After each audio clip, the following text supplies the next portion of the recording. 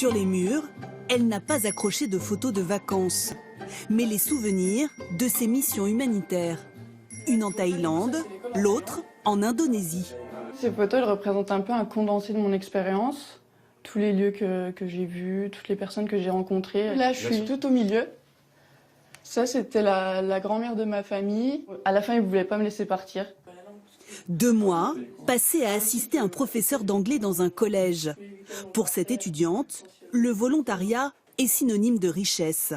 J'ai toujours aimé donner du temps de mon temps aux autres, toujours dans cette logique altruiste d'aider. Ça m'a beaucoup apporté au niveau de ma croyance en l'homme, en l'humanité. Pendant sa mission, elle est hébergée dans une famille. Ses seuls frais, 150 € par mois pour sa chambre et ses repas. C'est une robe en fait, qui est portée par les femmes. Du coup, on la porte comme ça en fait. C'est vraiment ça qui est super important dans le volontariat, c'est qu'on vit vraiment avec les locaux, au rythme des locaux.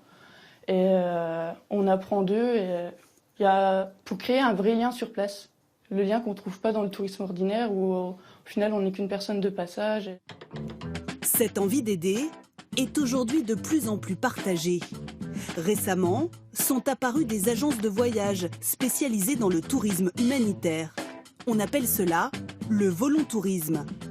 Voici leurs annonces et tout semble possible. S'occuper des orphelins en Afrique du Sud, aider les réfugiés qui arrivent sur les plages italiennes et même assister un médecin en Afrique. Des voyages payants qui peuvent coûter cher. Mais cela reste-t-il encore de l'humanitaire? C'est la question que s'est posée cette jeune fille en rentrant de mission organisée par l'un de ses tour opérateurs. Donc ça, c'est l'école dans laquelle on travaillait. Elle devait en principe enseigner l'anglais pendant 1 mois dans cette école maternelle en Chine. Comme on ne savait pas parler chinois et qu'ils ne savaient pas parler anglais ni français, du coup, on faisait des dessins. Et alors, on écrivait à côté qu'est-ce que c'était, et on les faisait répéter, on les faisait refaire le dessin. Elle a payé 2 000 €, billets compris. Mais sur place, s'est-elle vraiment sentie utile? Tout était improvisé, en fait. On avait l'impression que même les institutrices ne savaient pas trop quand est-ce qu'on devait venir, pourquoi est-ce qu'on était là. Enfin, elles avaient l'air de ne pas nous prendre au sérieux, en fait.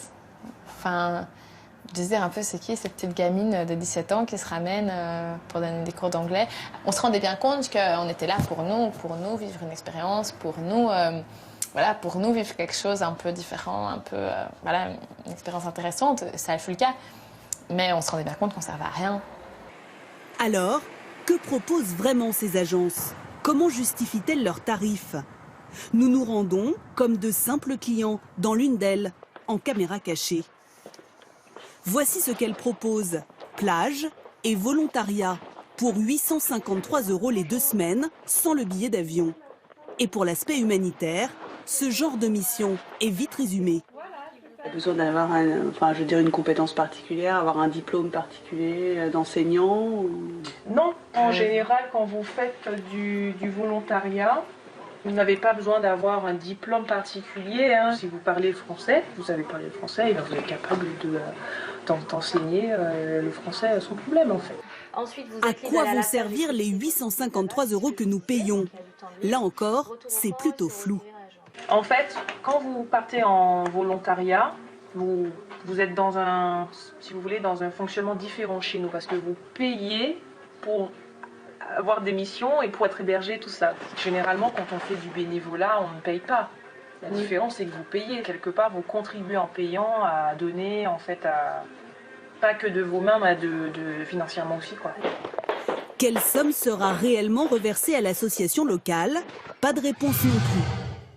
Pour dénoncer ces pseudo-missions humanitaires, une ONG a décidé de les tourner en dérision. Non, mais c'est surtout pour se rendre utile, quoi. Et puis faire des photos, quoi. J'ai pas vraiment d'expérience dans l'humanitaire, mais j'en ai grave parlé avec ma cousine déjà. J'ai fait grave de babysitting, et puis un enfant qui meurt de faim, c'est un peu comme un enfant normal. Ah ouais, je sais qu'il y a des gens qui meurent là-bas, c'est dur, mais je sais mettre des pansements, aider à faire des piqûres. Bon, j'ai jamais fait, mais enfin, je peux essayer. Je pars quand vous voulez, et je suis dispo. J'espère qu'il y a de télé là-bas, quand même.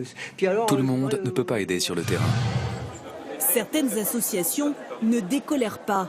Selon elles, ces pratiques commerciales sont nuisibles aux actions des vrais volontaires sur le terrain. un voyage dans une agence de voyage, tu es bien client. Tu n'es pas bénévole dans cette agence de voyage. Et donc c'est de la publicité mensongère que de dire que via ces agences de voyage, tu vas être bénévole. Non, tu es client. Le fait de payer pour aller jouer avec des pauvres, ça nous pose quand même un problème. C'est un peu comme une sorte de club de vacances où on a remplacé la planche à voile par un pauvre. Et ça va très loin. On va envoyer 5-6 volontouristes dans une école et pendant 2 semaines, on va enseigner, entre guillemets, l'anglais ou le français, donc Frère Jacques, 1, 2, 3, 4, 5. Et puis 2 semaines après, il y a un nouveau quart de touriste qui revient faire la même chose. Sur le long terme, c'est n'importe quoi. Ça détruit complètement leur scolarité. Aujourd'hui, rien n'empêche une agence de voyage de se donner un air humanitaire. Une hypocrisie que les associations aimeraient voir cesser.